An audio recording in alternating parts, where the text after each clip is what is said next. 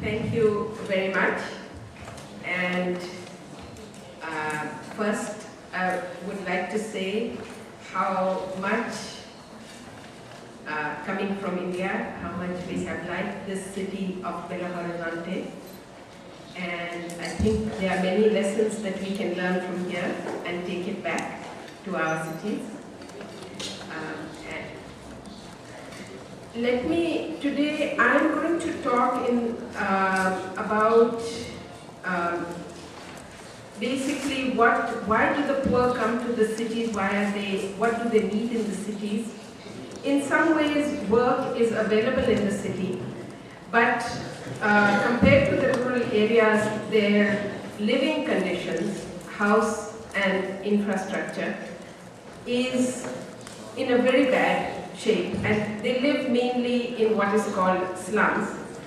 Today I'll talk a bit about what we as SEWA have tried to intervene, tried to change, and how, and also what it means for public policy. SEWA is Self-Employed Women's Association. We are a trade union of women in the informal economy. It was started by Ila Ben Bhatt, who is also here with us today. And it is a trade union of women in rural and urban areas. And our goals are full employment and self-reliance. Our present membership is 1.2 million women workers. Next. Let me go to India. India, of course, is a very big country. And about 40% of India's population now is in the urban area. But in the urban area, the working informal workers, the urban poor, they live mainly in what is called slums. The percentage in 2001 is 61. The number in 2001, 61.8 million people lived in the slums. And we have some percentages in some cities. In Mumbai, 34%. In my city, Ahmedabad, 20%. In Patna, which is from city Bihar, 63% of people live in the slums. I could talk a lot about SEWA and what we do as a union, and I think my colleagues may talk about that. But I want to talk about a particular thing today. SEWA, as a trade union, SEWA members have started many different cooperatives. And the first and biggest cooperative started by SEWA is the SEWA Bank, which was established in 1974. Most of the women in the informal economy are poor, but they do have some money and they are ready to save their money, and they are ready to buy shares in their own cooperative. And so the SEWA Bank was established with the shares and then the savings of poor self-employed women. And today there are 400,000 women with a working capital of 1.2 billion rupees.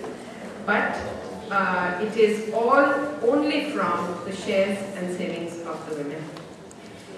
SEWA Bank is not an ordinary bank.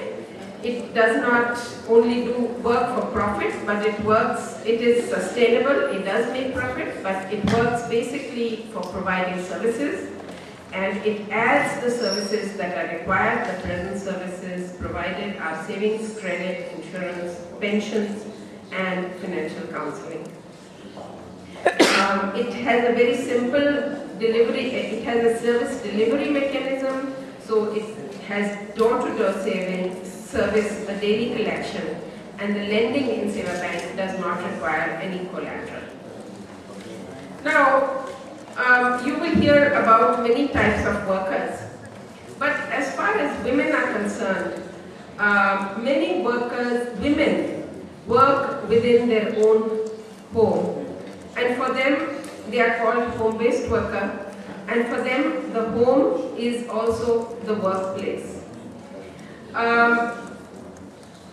Yeah, these are some photographs. This is a woman who does weaving in her home, a young girl.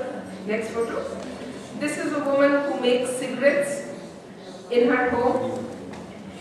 And more than 20% of SEWA Bank's loans go for housing. Why? Because a housing loan is not only for a better house, it is also for production. It is a productive asset. What happens when the home is improved? You have better storage, improved quality, better working conditions, and you can have increased working hours, and you can be more productive with electricity and more water. A housing loan includes repairing, extension or upgradation, adding services, water, drainage, electricity. So loans can be taken for all these things. At the same time, SEWA and SEWA Bank have also promoted a housing organization whose aim is to improve the housing and infrastructure conditions and overall living environment of the poor women.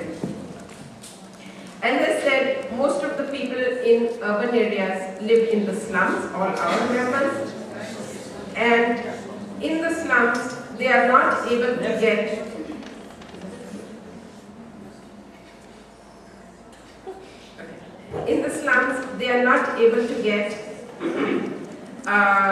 water and sanitation. It is a very sad fact that in many of our cities,